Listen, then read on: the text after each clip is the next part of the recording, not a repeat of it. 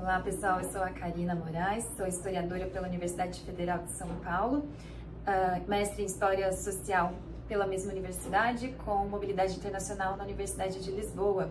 E atualmente eu sou doutoranda na História Social da Cultura pela Universidade Federal de Minas Gerais, com financiamento CAPES. Bom, para esse momento a minha arguição tem por título Territórios Vivos, como história oral, memória e estudos do tempo presente podem informar o planejamento urbano. Estou aqui acompanhado com o meu textinho para não me perder no tempo, mas a gente tem outros momentos para seguir aprofundando os debates. Ou então, vamos lá, né? A tríade História, Memória e Patrimônio cada vez mais se desvela como meio impulsor aos debates multidisciplinares, sobretudo aqueles atinentes à história das cidades e da vida urbana. Nesse bojo, né, a história oral se apresenta como um carro-chefe que, enquanto método e ferramenta, se transversaliza na pesquisa acadêmica não enquanto acessório, mas enquanto um eixo norteador. Sua potência reside justamente na capacidade de acessar o campo da memória e, ao mesmo tempo, se redirecionar a partir dela. Nessa ocasião, essa arguição se refere a uma pesquisa de doutoramento em andamento e, enfim, né, não tem por pretensão trazer resultados conclusivos dessa pesquisa, mas alguns elementos teóricos mais gerais para, enfim, circular e trocar um pouco essas ideias com vocês. Bom, a gente parte da afirmação, né, de que a história oral enquanto método pode e deve ser utilizada para compreender como sujeitos se relacionam com os territórios em que vivem no contexto urbano. A partir da mobilização da memória enquanto dispositivo, suas percepções podem informar não apenas como testemunharam e vivenciaram as transformações territoriais ao longo do tempo, mas, sobretudo, antecipar problemas futuros que devem nortear o planejamento urbano. Bom, partimos do pressuposto ainda de que quaisquer intervenções públicas na construção das cidades que se pretendam efetivas e democráticas devem contemplar o engajamento de sujeitos plurais, considerando suas histórias vividas e concebidas. O desafio para o meio científico é justamente impulsionar essa prática em perspectiva multi e transdisciplinar. Enquanto método, a história oral se difundiu com maior fôlego a partir da década de 70, notadamente nos Estados Unidos e na Europa, né? No Brasil, sua introdução também ocorreu nesse momento, mas é a partir da década de 90 que começou a se expandir com maior expressão, né? Sobretudo com a emergência de programas de extensão, programas de pós-graduação, eventos acadêmicos, né? Que foram bem importantes, assim, para o seu reconhecimento. E, evidentemente, né, dizer sobre história oral significa também dizer sobre a história do tempo presente, o que até hoje não é ponto pacífico entre os historiadores. No texto da publicação eu dialogo um pouco melhor sobre isso, mas acho que cabe dizer, né, que apesar dos desafios, diversas transformações marcaram o campo nas últimas décadas do século XX, com iniciativas importantes que seguem redirecionando a forma de se conceber a história. Houve uma guinada historiográfica expressiva em todo o mundo, que, enfim, sobretudo pela emergência da história cultural e da história social, que implicou na dinamização das fontes e do próprio objeto historiográfico, vide a expansão dos debates, né, que aproximam a memória, história e patrimônio. No caso do Brasil, o processo de redemocratização do país, a partir de meados da década de 80, impulsionou sensivelmente o interesse pela memória coletiva e individual, sobretudo nessa perspectiva mesmo, né, da preservação da memória, pelas biografias e, evidentemente, pela história do tempo presente. Foi um momento de consolidação de instituições democráticas também, né, e de ampliação de linhas de pesquisa nas universidades, a profusão de eventos acadêmicos nacionais e internacionais, que permitiam o intercâmbio de ideias e a difusão do debate. E a gente não pode deixar de mencionar, claro, as novas formas de organização social, que também reivindicavam e seguem reivindicando por memória e justiça. Bom, Portelli destaca que a dimensão da subjetividade que reside nessa abordagem é sua singularidade mais potente. E ele tem uma frase que pode ser uma síntese disso, assim, que eu gosto bastante, que ele diz que fontes orais contam-nos não apenas o que o povo fez, mas o que queria fazer, o que acreditava estar fazendo e o que agora pensa que fez. Uma característica fundamental nessa abordagem é entender que sua periodização sempre será móvel, determinada pelo momento de produção e, de igual modo, o contexto sempre se relacionará com aquele em que o próprio pesquisador está inserido. Outra dimensão interessante, né, da história oral é que um dos seus resultados é a produção de fontes inéditas, que poderão ser acessadas por futuros pesquisadores, tanto da nossa quanto de gerações futuras. E essa é uma das potencialidades mesmo, né, da história oral, e talvez uma das suas mais importantes contribuições para o meio científico, né, que produz documentos para informar uma determinada pesquisa, mas é capaz de transcender a própria pesquisa.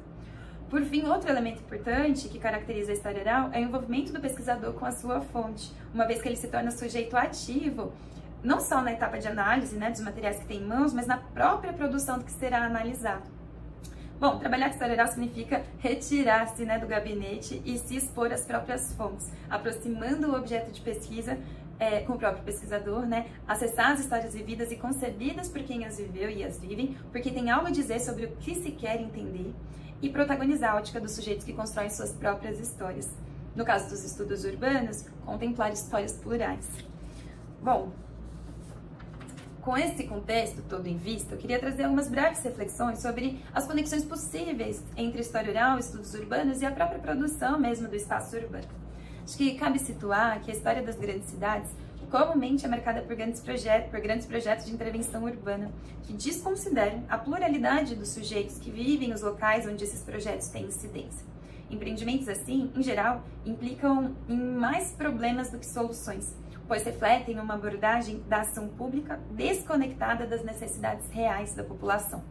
As consequências disso são desastrosas. Além da falta de legitimidade, sobretudo por conta do não reconhecimento daqueles que são diretamente afetados, os impactos sociais tendem a ser negativos, podendo resultar em segregações, deslocamentos forçados, gentrificação, descaracterização de áreas historicamente significativas, desarticulação de redes culturais e de sociabilidade, dispêndios orçamentários ineficientes, soluções não sustentáveis, dentre outros tantos efeitos. Bom, certo é que há um desafio enorme em se transformar a própria lógica da concepção da cidade de forma que seu desenvolvimento esteja atrelado aos interesses do conjunto da população que a concebe, que a vive e que a pratica. Nesse sentido, há diversos métodos participativos que deveriam ser potencializados no planejamento urbano, e nesse bojo, a história oral, enquanto método, pode ser um grande aliado. As dinâmicas sociais, econômicas e culturais, em alguma medida, são experienciadas em redes comunitárias, pela estrutura familiar, pela vizinhança, pelas práticas culturais, pelas tradições e mesmo por eventos significativos que, de alguma forma, podem moldar a identidade do lugar. Tais eventos, por sua vez, em sua imaterialidade, se existe em algum lugar. E ao acessar as redes comunitárias, a história oral passa também por depreender os locais simbólicos para essas comunidades, seja por razões históricas específicas, seja pela construção de laços afetivos, por exemplo.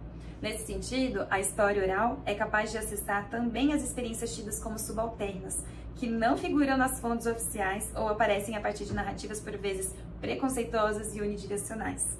Para além disso, outra contribuição importante da história oral é a possibilidade de levantar e informar sobre a adaptabilidade de determinadas comunidades a partir das transformações que vivenciaram ao longo do tempo.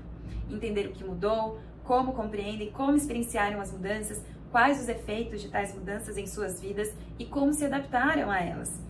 Tudo isso pode antecipar respostas importantes que previnam problemas no futuro. E é isso, né? A compreensão sobre as mudanças dos lugares e a adaptabilidade a essas mudanças é de fundamental importância para informar o planejamento urbano e torná-lo mais sustentável para as pessoas e para o ambiente de intervenção.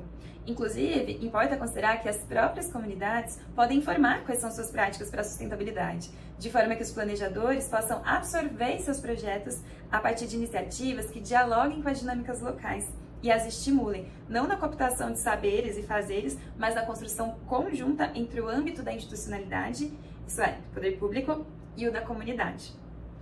Enfim, quando bem estruturado, o método é capaz de acessar de forma mais profunda justamente esse lugar das relações comunitárias através dos relatos daqueles que efetivamente territorializam o espaço urbano.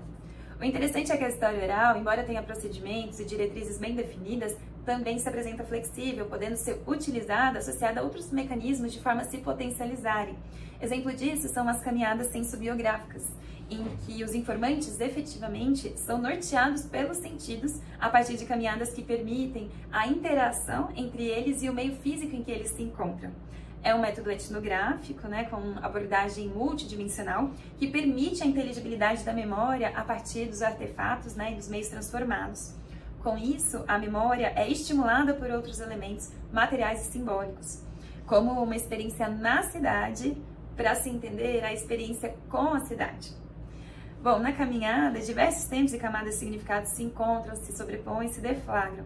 E, enfim, o que buscamos dizer que não só é possível, como desejável combinar métodos em perspectiva multi e transdisciplinar, de forma que alcance o sujeito em suas diferentes e complexas relações com a cidade. Afinal, são esses sujeitos que transformam os lugares em territórios vivos. Bom, no debate que aqui provocamos, eu acho que vale dizer também que nosso entendimento pressupõe que o objeto é o lugar, mas o lugar por si só não é o objeto. O objeto é o lugar enquanto território, que só existe a partir da inter-relação entre os seus moradores e toda sorte de sujeitos que dele fazem uso, seja para trabalho, estudos, seja para lazer. Bom, evidentemente que, ao se tratar de planejamento urbano, espera-se que metodologias participativas sejam empregadas de maneira a engajar o máximo possível de pessoas, contemplando a diversidade de sujeitos que compõem o lugar que se pretende alvo para as intervenções. Mas é necessário também partir de algum ponto e definir objetivamente como iniciar essas investigações.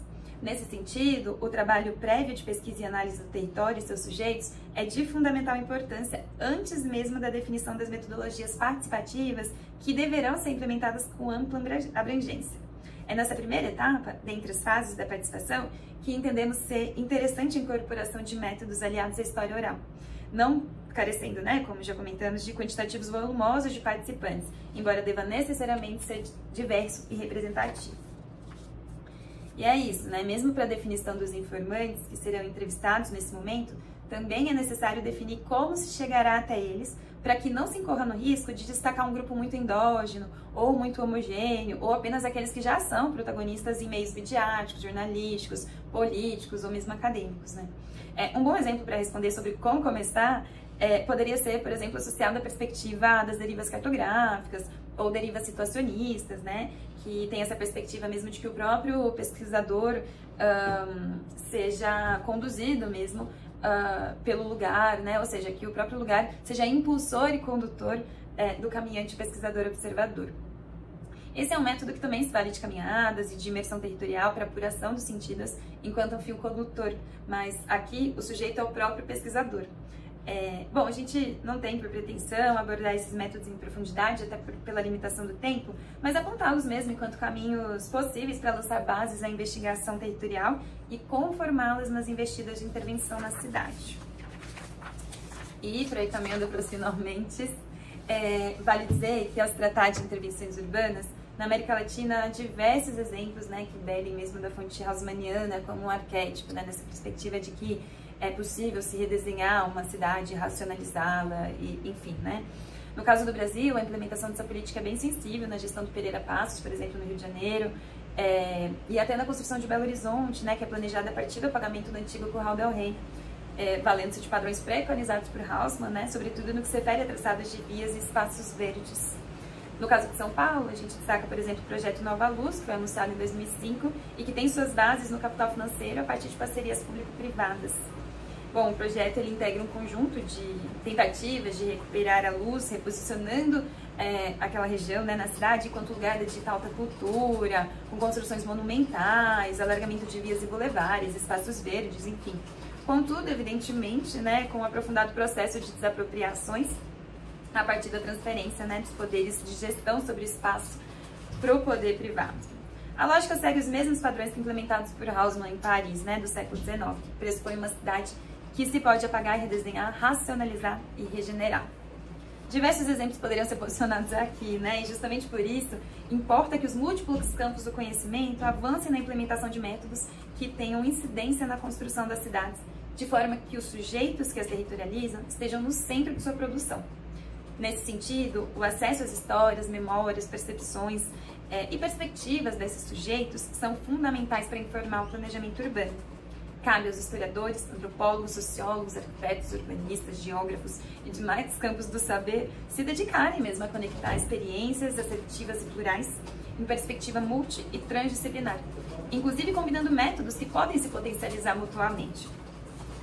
Bom, com o crescimento exponencial das cidades, é imperativo que as intervenções urbanas, seja pela ação pública, seja através de parcerias público-privadas, sejam cuidadosamente formuladas, incluindo a população local, desde a concepção às tomadas de decisão dos projetos que atravessam seus territórios, evitando os perigos de intervenções que, ao invés de incluir e melhorar a qualidade de vida, e de fruição dos territórios, exclui e marginaliza.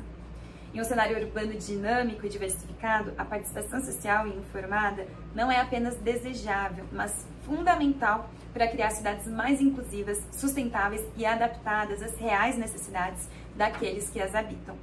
Nesse sentido, urge a necessidade de repensar as abordagens tradicionais. As derivas cartográficas e situacionistas, as caminhadas sensobiográficas e a história oral são exemplos interessantes, assim, né, que qualificam as investigações dedicadas às cidades. Aliados podem lograr resultados importantes na construção de narrativas históricas mais inclusivas e sensíveis a diversas experiências humanas ao longo do tempo, de forma a subsidiar qualitativamente o planejamento urbano, respeitando as dinâmicas e as identidades locais como um componente essencial da vida urbana. Obrigada.